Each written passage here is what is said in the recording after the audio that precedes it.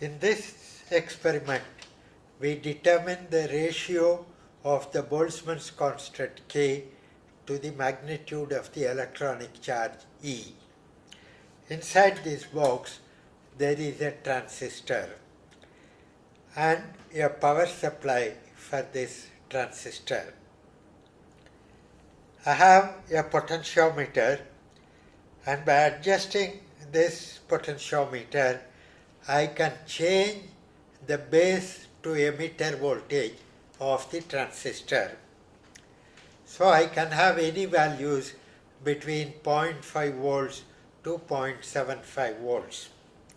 As I change the base to emitter voltage, the collector current will change. So we measure the collector current for different base emitter voltages, plot the base emitter voltage against the natural logarithm of the collector current.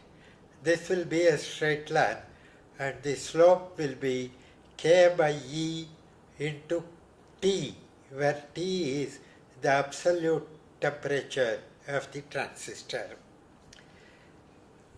These two terminals will measure what is the potential I apply to the base relative to the emitter. So I connect a meter which can measure DC volts. I connect it to these two terminals. The meter will measure the base to emitter voltage. The collector current is measured by connecting another meter which can measure milliamperes. I connect it to these two terminals. I keep this pot to the right end and then switch on the box. As I turn this pot, you will see that the base to emitter voltage is increased, and I can get any value from 500 millivolts to 750 millivolts. So I have kept it at 600 millivolts, and the collector current will measure the collector current. It is 2.51 milliamperes now, when the base to emitter voltage is 670 millivolts.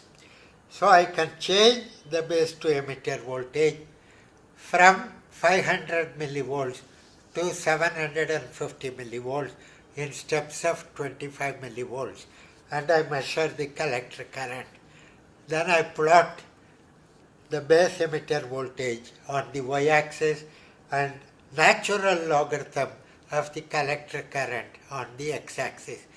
The points will lie on a very good straight line, and the slope of the line is K by E into absolute temperature of the transistor, which we can take as the room temperature in the lab. So this way we determine the value of K by E.